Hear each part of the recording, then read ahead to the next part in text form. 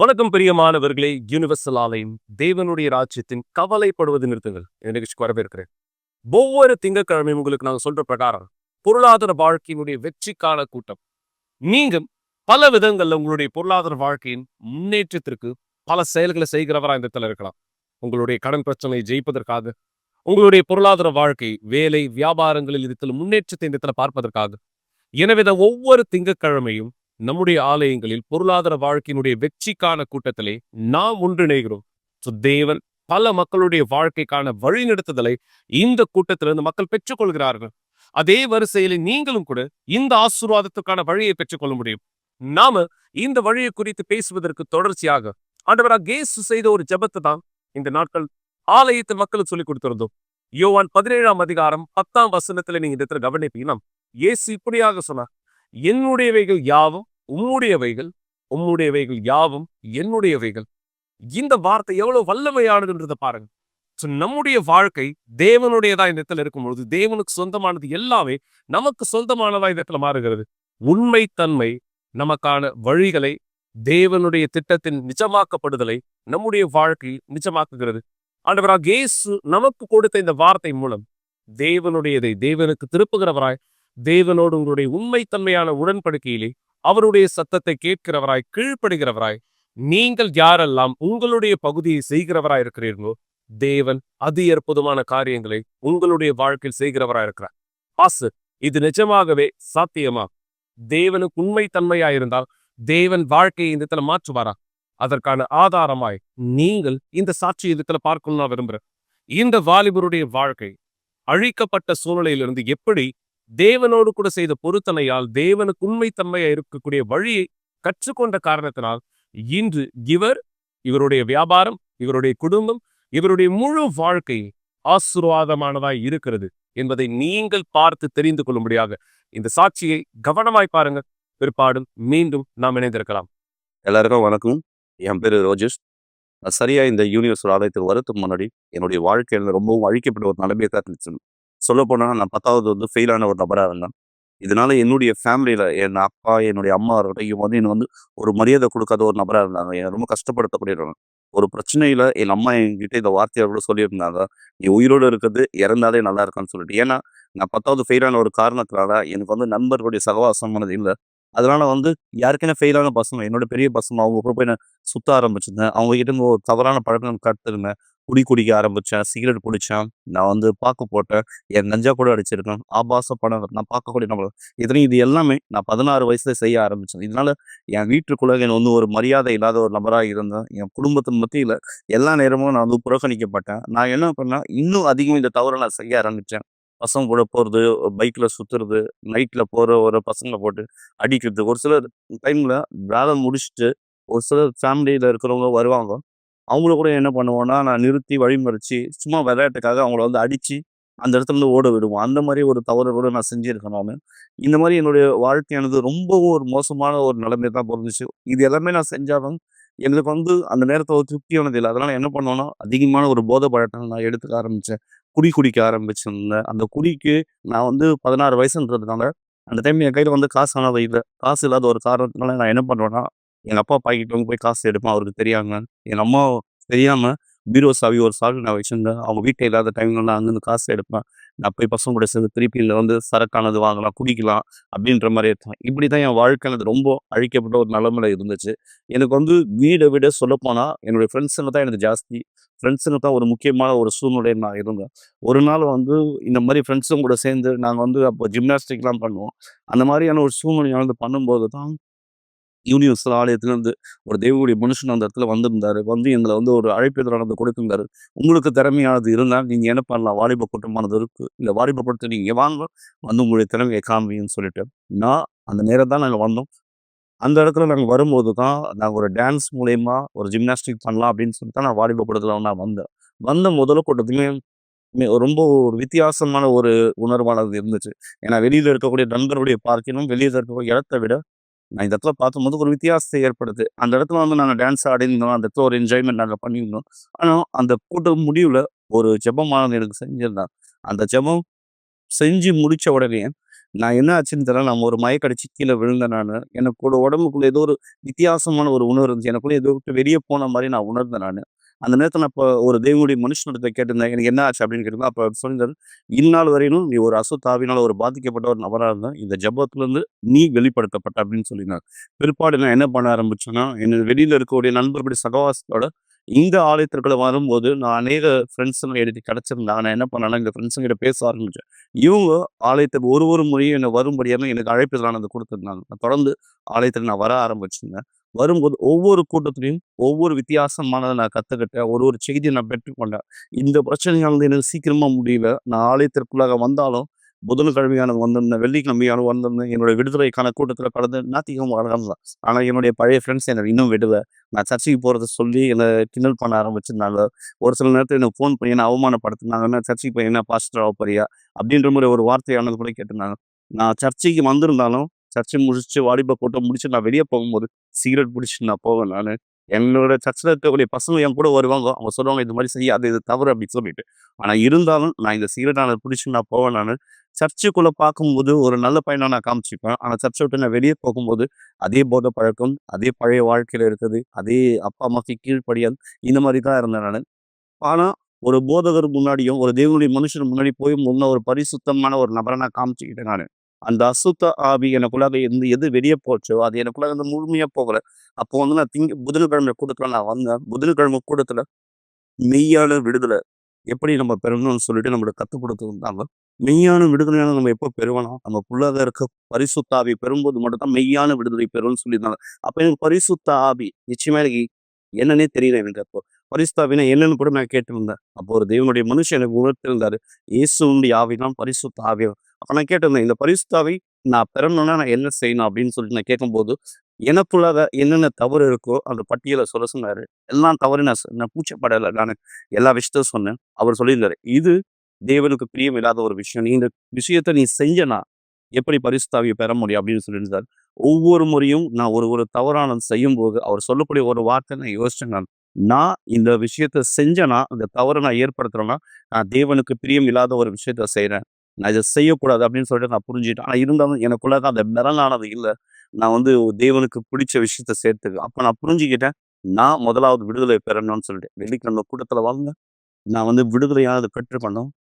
முழுமையான மனம் திரும்புதல் நான் ஏற்படுத்தினேன். ஆண்டவரே நான் இனியும் நான் இந்த தவற நான் செய்ய மாட்டேன். நான் என் வாழ்க்கையில வந்து நான் முழுமையா நான் மாறணும் அப்படின்னு சொல்லிட்டு நான் கேட்டிருந்தேன்.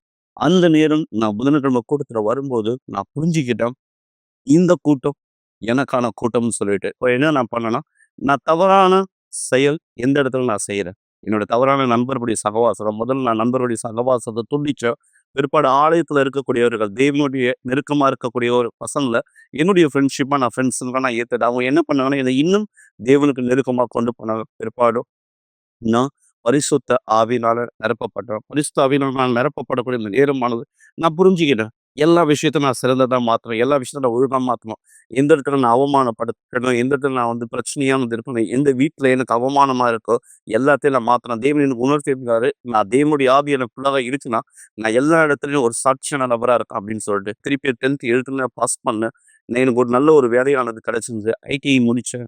எனக்கு வந்து ஒரு கார் கம்பெனியில வந்து சர்வீஸ் அட்வைசர் போஸ்டிங் ஆனது கிடைச்சிருந்தது. நான் சரியா சொல்லப்போனா ஆலயத்துக்கு வரும்போது, என்னுடைய சம்பாத்தியமானது ஏறக்குறைய வந்து ரூ. 2,500 ஒரு மாதம் இவ்வளோ தான் என்னுடைய சம்பாத்தியமானது இருந்தது. இந்த ரூ. 2,500 சம்பாத்தியத்தில தான் என்னுடைய வீட்டுக்கு போயிட்டு நான் வந்து என்ன பண்ணுவேன்னா, என் பணத்த குடுத்தேன். என் வீட்லருந்து எனக்கு ஒரு தொகையா ரூ. 250 அந்த நேரமானது குடுப்பாங்க. அந்த ரூ. 250 நான் தேவனுக்கான காணிக்கைன்னு நான் குடுக்க ஆரம்பிச்சேன். அப்போ நான் தசம பாகத்த பத்தி கத்துக்கொண்டேன். தசம பாகம்னா என்னன்னு எனக்கு தெரியாம இருந்துச்சு. காணிக்கை மட்டும் தேவனுக்கு உண்மையானது இல்ல. தசம பாகம் மிக முக்கியமானது நான் அப்ப புரிஞ்சுக்கிட்டேன். அப்போ ரூ. 2,500 சம்பளத்திலருந்து நான் தசம பாகம் பிரிச்சு வைக்க ஆரம்பிச்சேன். பிற்பாடு எனக்கு வேற ஒரு கம்பெனியில எனக்கு வேலை கிடைச்சுச்சு. அந்த கம்பெனியில வந்து எனக்கு ஒரு ரூ. 5,000 சம்பளம். அடுத்த ஒரு கம்பெனியில ஒரு ரூ. 8,000 சம்பளம். அதுக்கு அடுத்து ஒரு கம்பெனியில ரூ. 10,000 சம்பளம். ஏறக்குறைய என்னுடைய சம்பாத்தியம் கடைசியா ரூ. 15,000 10th ஃபெயில் ஆன ஒரு நபர். ரூ. 15,000 சம்பளம். ஏறக்குறைய வந்து ஒரு 10 வருஷத்துக்கு ஒரு 12 வருஷத்துக்கு முன்னாடி அப்படின்னும்போது மிகப்பெரிய ஒரு சம்பளம் அந்த டைம்ல எனக்கு. இருப்பினும் ரூ. 2,500 இருந்து தேவன் உன்ன ரூ. 15,000 சம்பளத்த உயர்த்தியிருக்காரு. உன்னுடைய தசம பாகத்த நீ தேவனுக்கு உண்மைத்தன்மையான நபரா இருந்தா, இன்னும் அதிகமா ஆசீர்வதிக்கப்பட முடியும் அப்படின்னு சொல்லியிருக்காரு. நான் அந்த வார்த்தைய ஏத்துக்கொண்டேன்.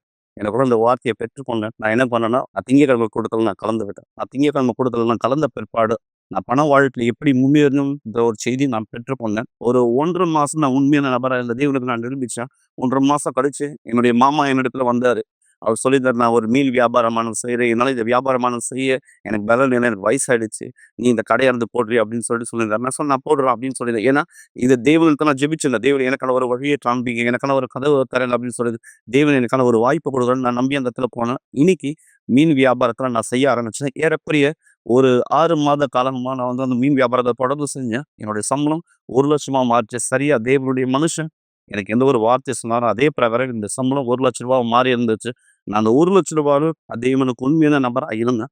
இன்னைக்கு என்னுடைய பண வாழ்க்கையில தேவன் வித்தியாசம் ஏற்படுத்தியிருக்காரு. ஒரு மாதம் ஏறக்குறைய ரூ. 2,50,000 நான் சம்பாதிக்கக்கூடிய ஒரு நபரா இருக்கேன். எனக்கு கீழ 3 பேர் கிட்ட வேலை செய்றாங்க. முன்னாடி ரூ. 2,500 சம்பளத்தோட நான் இந்த ஆலயத்துக்கு நான் வந்தேன். ஆனா இன்னைக்கு தேவன் எனக்கு ரூ. 2,50,000 சம்பளமானது மக்கள் நான் பெற்றுக்கொள்ளும்படியாக தேவன் என்னுடைய ஆசீர்வதிச்சிருக்காரு. என்னுடைய பண வாழ்க்கை முழுமையா வித்தியாசமானது மாறி இருக்கு. இது மட்டும் இல்லாம, நான் முன்னாடி மத்தவங்க கீழ கை கட்டி வேலை செஞ்சுட்டு இருந்தேன். ஆனா இன்னைக்கு மத்தவங்களுக்கு நான் சம்பளம் கொடுக்கக்கூடிய அளவுக்கு தேவன் என்னுடைய வாழ்க்கையை மாற்றிருக்காரு. இது மட்டும் கிடையாது. என்னுடைய திருமண வாழ்க்கை ரொம்பவும் ஆஸ்வதிக்கப்பட்ட ஒரு நபரா இருக்கிறது. நான் ஆலயத்துக்கு வரும்போது தனிமையான நபரா இருந்தேன். நான் வந்து வாலிப பருவத்துல அந்த ஆலயத்திற்கு வந்திருந்தேன். ஆனா இந்த இடத்துல வரும்போது, தேவன் எனக்கான ஒரு ஏற்றத்தொகையை குடுத்திருக்காரு. அவங்களும் ஒரு தேவனுடைய மனுஷியா இருக்காங்க. ஆலயத்துல இருக்கக்கூடியவங்களா இருக்காங்க. பரிசுத்த ஆவியை பெற்றுக்கொண்ட ஒரு நபரா இருக்காங்க. இன்னைக்கு எனக்கு 3 பசங்க இருக்காங்க. என்னுடைய திருமண வாழ்க்கை மிகவும் ஆசீர்வதிக்கப்பட்ட ஒரு நபரா இருக்கிறது. எல்லாவற்றுக்கும் மேலாக என்னுடைய திருமண வாழ்க்கையோட என்னுடைய ஆரோக்கியம் நிச்சயமா தேவனுடைய பரிசுத்த ஆவியினால எனக்கான பலனை குடுத்திருக்காரு. எல்லாவற்றுக்கும் மேலாக என்னுடைய பெரிய ஆசீர்வாதம் தேவன் எனக்கு கொடுத்த பரிசுத்த ஆவியானது. இந்த பரிசுத்த ஆவி எனக்குள்ளாக இரும்போது, நான் முழுமையான ஒரு உறுதியை நான் உணர்றேன். தேவன் எனக்குள்ள இருக்கிறார். என்னுடைய வாழ்க்கை முன் இருந்ததற்கும் இப்போதும் தேவன் முழுமையான ஒரு மாற்றத்தை கொடுத்திருக்கிறாரு. இந்த ஆலயத்துல நான் வராத இருந்தேன்னா, நிச்சயமா ஒரு தவறான ஒரு பழக்கத்துல ஈடுபடக்கூடிய ஒரு நபரா இருப்பேன். ஒரு குடிச்சிட்டு இருப்பேன். ஏன் ஒண்ணு நான் ஜெயில்ல இருந்திருப்பேன். இல்ல நான் செத்து கூட நான் போயிருப்பேன். ஏன்னா இப்படிப்பட்ட ஒரு நபரா நான் வெளிய வாழ்ந்திருந்தேன். ஆனா எப்போ நான் இந்த ஆலயத்த நான் தேர்ந்தெடுத்தேனோ, நான் தீர்மானித்தேன். தேவன் என்னுடைய வாழ்க்கைய மாத்த விரும்புறார். இந்த வாழ்க்கையானது தேவன் என்ன முழுமையா மாத்துறதுக்கான ஒரு ஆக்கமானது. இன்னைக்கு நான் தேவனுடைய ஊழியத்தை ஒரு செய்யக்கூடிய ஒரு நபரா இருக்கேன். ஆலயத்துல துணையாளரா இருக்கேன்.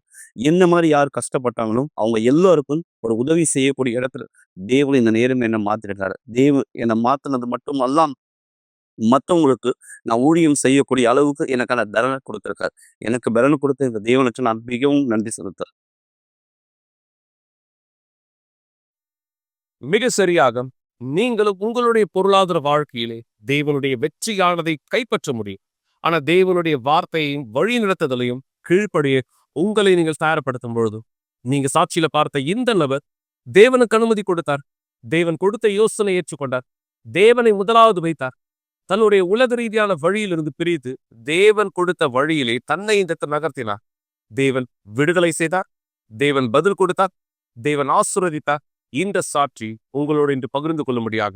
ஆம், ஒவ்வொரு நாளும் ஆலயத்திலே தேவனுடைய வழி நடத்துதலை தேவைப்படுகிற ஒவ்வொரு மக்களும் பெற்றுக்கொள்கிறவராய் இருக்கிறார்கள். திங்கட்கிழமை பொருளாதார வாழ்க்கைக்காக பெற்றுக்கொள்வது போல மக்கள் யாரெல்லாம் ஆவிக்குரிய பிரச்சனைகளை சந்திக்கிற ஒருவராய் இந்த இடத்துல இருக்காங்களோ, அவர்களுக்காக விடுதலைக்கான கூட்டம் ஒவ்வொரு வெள்ளிக்கிழமை மிக சிறப்பாய் அசுத்தங்களிலிருந்து, செய்வனிலிருந்து, சாபத்திலிருந்து, பொறாமையின் கண்திருஷ்டிகளிலிருந்து தேவனுடைய விடுதலையை மக்கள் பெற்றுக்கொள்கிறார்கள். சோ நீங்க உங்களுடைய வாழ்க்கையால சோதிச்சு பாருங்க. சில நேரம் உங்க வாழ்க்கையில பல பதில்களை இந்த இடத்துல பெற்றுக்கொள்ள விரும்புறீங்க. ஆனா ஏதோ ஒன்று தடுக்கப்பட்டது போல. நீங்க எந்த இடத்துக்கு போக விரும்புறீங்களோ, எதை அடைய விரும்புறீங்களோ, எந்த பதில பார்க்க விரும்புறீங்களோ, அதை ஒருபோதும் பார்க்க முடியாதபடி ஒரு தடை உங்களுடைய வழிகளில் எல்லா நேரத்திலும் இருக்கிறது. இது ஒரு அசுத்தத்தினால் உண்டாக்கப்படுகிற தடை. நீங்க சிலர் யோசிக்கிறீங்க என்ன நடந்துட்டு இருக்கு. ஆனா அசுத்தம் எப்படியாக இந்த இடத்துல வேலை செய்யும் என்பதை நீங்க புரிந்து கொள்வதற்காக அதனுடைய அடையாளங்களை நீங்க பார்க்க நான் விரும்புறேன். அசுத்தத்தினால் ஒரு நபர் பாதிக்கப்படும் பொழுது அதனுடைய அடையாளங்கள் எப்படியானதா இருக்கும் பாருங்க இப்போதே. உங்களால் தூங்க முடியவில்லை, ஆனால் அலாரம் ஆஃப் ஆகி விடுகிறது. பிற்பாடு மிக அலுவலான வேலையை செய்ய நீங்கள் தூங்குகிறீர்கள். ஏராளமான காஃபி, எனர்ஜி ட்ரிங்கை உட்கொண்டு அந்த நாளை நீங்கள் கடந்து செல்கிறீர்கள். இழந்தவராய் இப்படியாவது அவங்க வாழ்க்கை சென்ற வருடம் முழுவதும் இருந்தது. நாளை உறங்க முடியவில்லை என்பது சாதாரணமான ஒரு விஷயம் அல்ல. இது மாத்திரம் நீங்கள் சந்திக்கிற பிரச்சனைகள் அல்ல. வீட்டில் நீங்கள் பார்க்கிற அந்த நிழல்களை பற்றி என்ன சொல்வது? இப்படி அதிலிருந்து நீங்கள் விடுபட போகிறீர்கள். மீண்டும் நேற்று ராத்திரி உடலில் அழுத்தத்தை உணர்ந்தீர்கள், இருக்கப்படுவதைப் போல உணர்ந்தீர்கள். தூக்கத்திலே முரமானதைப் போல உங்களால் அசையவோ அல்லது கத்தவோ கூட முடியவில்லை. உங்கள் உயிரே கூட போகக்கூடிய அளவிற்கு காலை வேலை வருகிறது, மீண்டும் அலாரம் ஆஃப் ஆகிறது. நீங்கள் பரபரப்பான அலுவலை மீண்டும் துவங்குகிறீர்கள். இது பேசுவதற்கு மிக கடினமான ஒரு சூழ்நிலை. இந்த வழக்கமான தொடர்கதை விட்டு வெளியே வர வழி உண்டா? டிவி தானாகவே ஆஃப் ஆகி விடுகிறது. வீட்டில் தனியே இருந்தாலும் கூட யாரோ ஒருத்தர் உங்கள் பொருளை மாற்றி மாற்றி வைக்கிறார்கள். நீங்கள் ஆவிக்குரிய தாக்குதலுக்கு பாதிக்கப்பட்டுகிறீர்கள். இது 5வது தடவை இந்த மாதம் பதற்றத்திற்கான மாத்திரை வாங்க நீங்கள் மருந்து கடைக்கு சென்றது. இந்த மாதத்திலே அதிர்ச்சி தாக்குதலில் இருந்து உங்களை காத்துக் கொள்ளும்படி இறந்து போன குடும்ப ஒருத்தர் உங்களோடு பேசுவதை போன்ற குரல்களை கேட்கலாம். இது இனி உங்கள் வாழ்க்கையாய் ஒருபோதும் இருக்கக்கூடாது. ஒவ்வொரு வெள்ளிக்கிழமையும் எங்களோடு இணையுங்கள். இந்த தொடர் சங்கிலியில் ஆவிக்குரிய அழுத்தத்திலிருந்து விடுபட 282 அண்ணா சாலை, சென்னையில்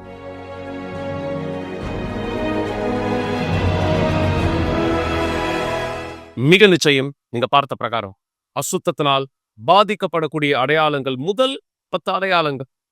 நீங்க இந்த அடையாளங்களை ஒன்றோ அதற்கு மேற்பட்டவைகளை சந்திக்கக்கூடியவராய் இந்த இருக்கிறீர்களானால் இந்த வெள்ளிக்கிழமை 7வது வாரமாய் 13 வார தொடர்ச்சங்கில் ஜெபத்தினுடைய 7வது வாரத்திலே நாம் இணைய போகிறோம். எல்லா அசுத்தங்களை உங்களுடைய வாழ்க்கையிலிருந்து கட்டும்படியாக. எனவே மக்களை தவற விடாதீர்கள்.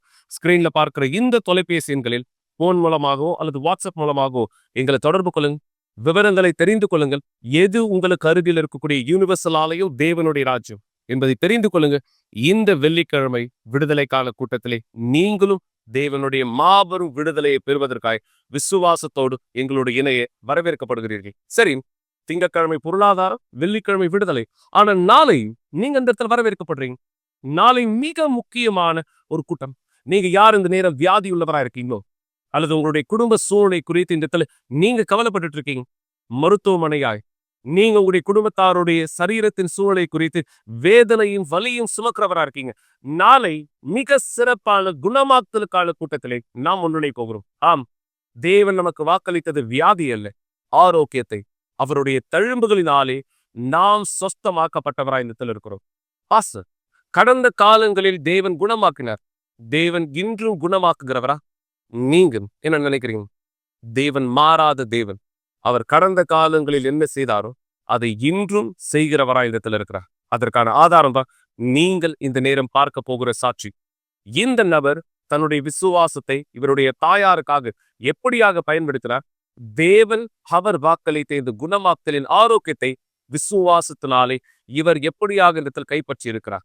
அதற்கான சாட்சியை நீங்கள் இந்த இடத்தில் பார்க்க நான் விரும்புகிறேன். நீங்களும் உங்களுடைய குணமாக்கலை, உங்களுடைய குடும்பத்தாருடைய குணமாக்கலை விரும்புகிறீங்களா? நாளை கூட்டத்தை தவற விடாதீர்கள். எங்களோடு கூட இணைய நீங்கள் வரவேற்கப்படுகிறீர்கள். இந்த சாட்சியை பாருங்க. சாட்சிக்கு பிற்பாடு ஒன்றிணையலாம். தேவன் உங்களுடைய சரீரத்தையும் பலப்படுத்தி ஆரோக்கியமாக்க முடியாத விசுவாசம் ஜெபத்தில் இணைய. உங்களால் முடியும்னா ஒரு கிளாஸ் தண்ணீரை உங்க வீட்டில் தயார்படுத்திக் கொள்ளுங்கள். சாட்சி பிற்பாடு ஜெபத்தில் இணையலாம். நீங்க பார்க்குற இந்த பெண் என்னுடைய அம்மா. 26 வருஷமா ஒரு வியாதி எதிர்த்து போராடிட்டு இருந்தாங்க.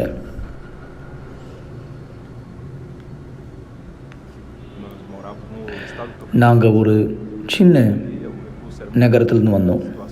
அந்த நகரத்தில் நிலைமை ரொம்ப மோசமாக இருந்தது. மருத்துவமனையெல்லாம் சரியான வசதி இல்லை அங்கே. அதனால் பிரேசிலாவுக்கு வந்தோம் அந்த சிகிச்சை எடுக்கிறதுக்காக.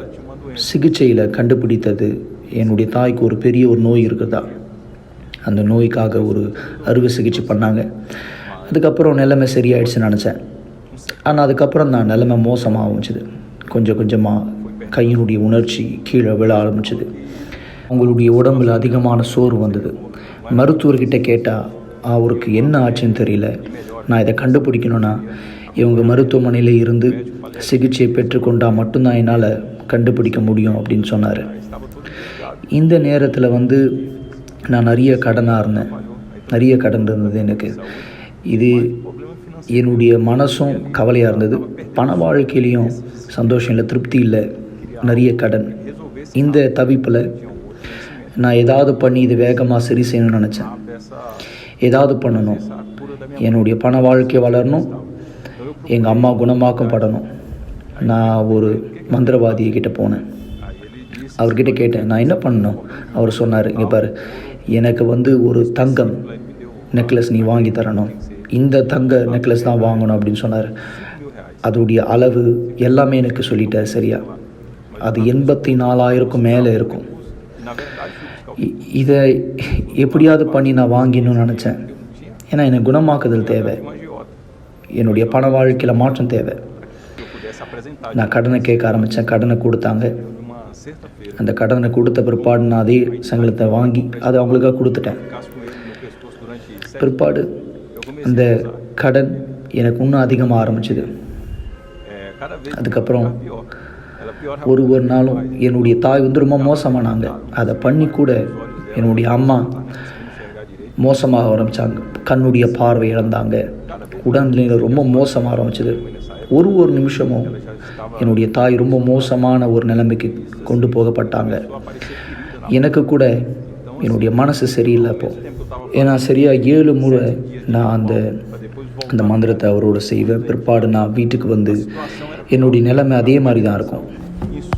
நிலைமை மோசம் அதிகமாகச்சு, மன அழுத்தம் அதிகமாக ஆரம்பிச்சுது. என்னால் ஒரு நாள் கூட தூங்கக்கூட முடியாது. இந்த போராட்டத்தில் நான் ஆலயத்தை அப்போ தான் கண்டுபிடித்தேன். ஒருத்தர் என்னை ஆலயத்துக்கு கூப்பிட்டார். வெள்ளிக்கிழமை விடுதலைக்கான ஜெபத்துக்காக போனேன். அந்த நேரத்தில் அந்த கூட்டத்தில் ஒரு வித்தியாசமான விஷயம் என் வாழ்க்கையில் ஏற்பட்டது. என்னால் தூங்கக்கூட முடியாது. அந்த ஜெபத்தை முடிச்சு வந்த பிற்பாடு இரவு நல்லா தூங்கினேன். என்னால் சரியாக தூங்க முடிஞ்சுது. நான் அப்போ நினச்சேன், இல்லை எனக்கு இந்த இடத்துல ஏதோ இருக்குது, நான் திரும்பி வரணும் அப்படின்னு நினச்சேன். திரும்பி போனேன். ஆனால் உண்மையாகவே யாருக்கு அதிகமாக தேவைன்னா எனக்கு தான் அதிகமாக தேவையாக இருந்தது. அப்போ தான் தெரிஞ்சது. கூட்டத்தில் கலந்து கொண்ட பிற்பாடு தான் தெரிஞ்சது எனக்கு தான் அந்த மாற்றம் ரொம்ப அதிகமாக தேவை அப்படின்னு. என்ன தான் நான் முதல் விடுதலை ஆக்கிக்கணும். எனக்கு தான் தேவன் தேவை. எனக்கு தான் ஆண்டவர் அவர் மூலமாக அவருடைய ஆவியை கொடுத்து என்னை நிரப்பணும். அதுக்கப்புறம் தான் கூட்டத்தில் கலந்த பிற்பாடு தான் எனக்கான அந்த யோசனை வந்தது, நான் பரிசுத்த ஆவியை பெறணும்.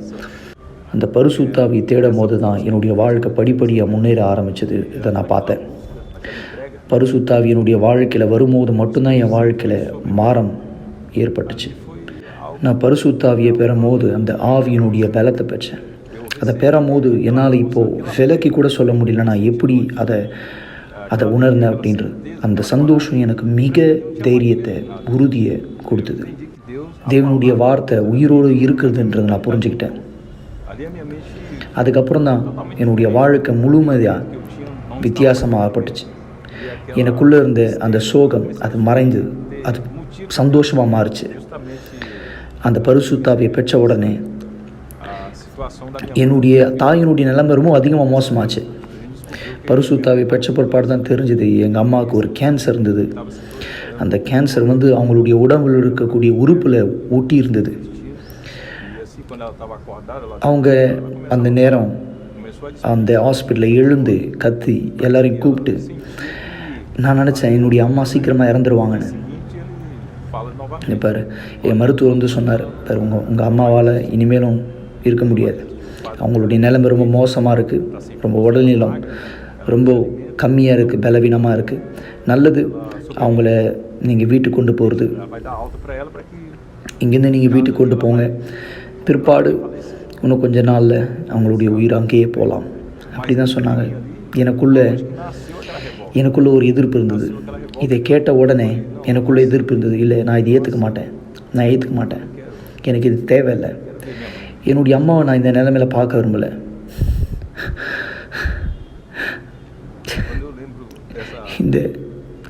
இந்த நிலைமையை பார்க்கும்போது என்னால்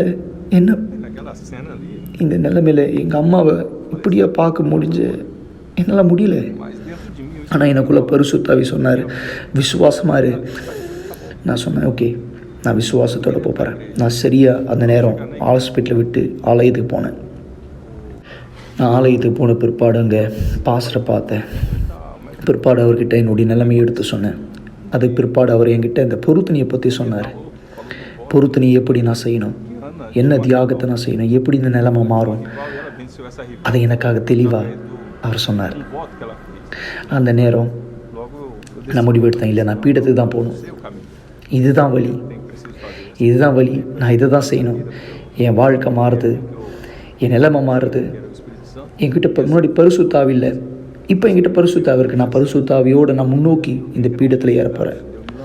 ஆண்டவர் எனக்கு ஒரு வாய்ப்பு கொடுத்தாருன்னா இந்த மாற்றத்தை அவர் எனக்கு தர முடியும்னா நான் முன்னோக்கி போகிறேன். அப்புறம் என்கிட்ட இருந்த நான் சேர்த்து வச்ச அந்த பணம், அந்த தொகை, அதுதான் தேவன் என்கிட்ட கேட்ட மாதிரி இருந்தது. நான் அதை தான் அந்த பொருத்துணி எடுத்து, அந்த கவரை எடுத்து, அந்த பணத்தை அது உள்ளே வச்சு நான் சரி வீட்டுக்கு போனேன். என் வீட்டில் இருக்க சில விஷயத்தை எடுத்து நான் விற்க ஆரம்பித்தேன். நான் எல்லாத்தையும் எடுத்தேன் முழுமையாக, என் வாழ்க்கை முழுமையோடு நான் கொண்டு போனேன். பிற்பாடு சொன்னேன், ஆண்டவரே உம்முடைய விருப்பம் நடக்கட்டும்.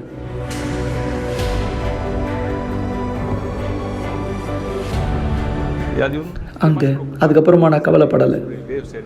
இல்லை, எங்கள் அம்மா உயிரோடு இருந்தாங்கன்னா சரி, இல்லைனா இறந்தாங்களும் சரி, எனக்கு அந்த கவலை இல்லை. அந்த நேரம் எனக்கு என் நினைத்தது எல்லாமே நான் என்னுடைய முழுமையானது தேவனிடத்தில் கொடுக்கணும். எங்கள் அம்மா நாங்கள் ஹாஸ்பிட்டல் போய் பார்க்கும்போது அவங்க இந்த மாதிரி இருந்தாங்க.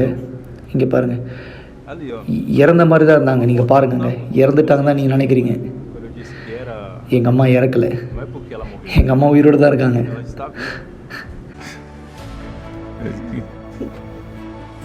ரொம்ப நன்றி என்னுடைய ஆண்டவரே, என்னுடைய குணமாக்குதலுக்காக. நான் இப்போ ரொம்ப சந்தோஷமாக இருக்கேன், நான் ஆரோக்கியமாக இருக்கேன். நான் ரொம்பவே அதிகமாக தேவனுக்குள்ளே சந்தோஷமாக இருக்கேன். என்னுடைய வாழ்க்கைக்கு, என்னுடைய மகனுக்காக, எங்களுடைய குணமாக்குதலுக்காக.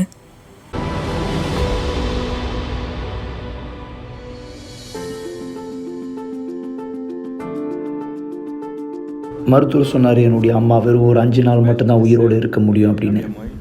ஆனால் நீங்கள் பார்க்குறீங்க, என்னுடைய அம்மா அந்த நிலைமையிலேருந்து வெளியே வந்து இதோ உங்கள் கண்ணு முன்னாடி நிற்கிறாங்க. இது சந்தோஷம். எங்கள் அம்மா அந்த ஹாஸ்பிட்டல் வெளியே வரும்போது நடந்து வந்தாங்க முழு பலத்தோடு. அங்கே சாப்பிடக்கூட முடியாதுன்னு சொன்னாங்க. பிற்பாடு எங்கள் அம்மா நல்லா சாப்பிட ஆரம்பித்தாங்க, எல்லாத்தையும் சாப்பிட ஆரம்பித்தாங்க. பிற்பாடு இன்னைக்கு அவங்களால எல்லாவற்றையும் செய்ய முடியும். என்ன செய்ய முடியாதோ அவங்க எல்லாவற்றையும் செய்ய முடியும். இப்போது அவங்களால எல்லாத்தையும் சாப்பிட முடியும். அவங்க எதையும் சிகிச்சை பெறணும்னு அவசியம் கிடையாது. எல்லாமே படிப்படியாக நிலைமை மாற ஆரம்பிச்சது, சரியாக ஆரம்பிச்சது. இந்த கேன்சர் எல்லாமே அவங்க உடம்பை ஒட்டிட்டு இருந்த எல்லாமே விலகி போச்சு. ரொம்ப நன்றி என்னுடைய ஆண்டவரே, என்னுடைய குணமாக்குதலுக்காக.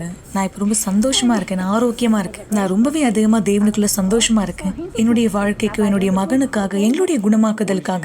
இன்னைக்கு என்கிட்ட எல்லாமே இருக்குது.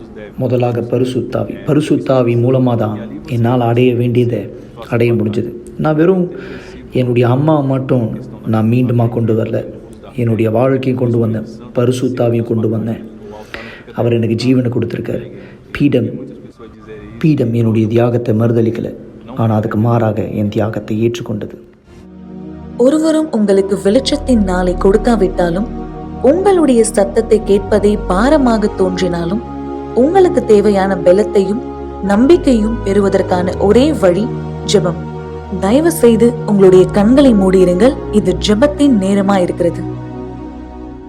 நேற்றும் இன்றும் என்றும் மாறாத எங்க சர்வ வல்லமையான தேவனே, குணமாக்கல் வெறும் வேதாகம காலத்தில் நடந்தது மட்டுமல்ல, இந்த நாளும் விசுவாசிக்கிறவர்கள் உன்னுடைய பதில்கள் இந்த இடத்தில் பெறுகிறவராய் இந்த இடத்தில் இருக்கிறார்கள். இதோ இந்த நேரம் யாரெல்லாம் இந்த நிகழ்ச்சியை பார்த்து கொண்டிருக்கிறார்களோ, இவர்களுடைய சூழ்நிலை என்னதென்று நான் அறியாமல் இருக்கலாம். ஆனால் என் தேவனே, இந்த நேரம் உன்னுடைய வல்லமையினாலே இவர்களை நீ சந்தித்துக் கொண்டிருக்கிறேன். இவர்கள் யார் உமக்கு விசுவாசத்தினாலே அனுமதி தருகிறார்களோ, இந்த சாட்சியிலே இந்த நபருடைய தாயாரை நீர் எப்படியா இந்த ஆரோக்கியமாக்கினீரோ, அதே போல் இவர்களையும் இந்த ஆரோக்கியத்திற்கு வழிநடத்த விரும்புகிறேன். உம்முடைய குணமாக்கல் இந்த வரட்டும். உம்முடைய சர்வ வல்லமையான கரம் இந்த வேலை செய்யட்டும்.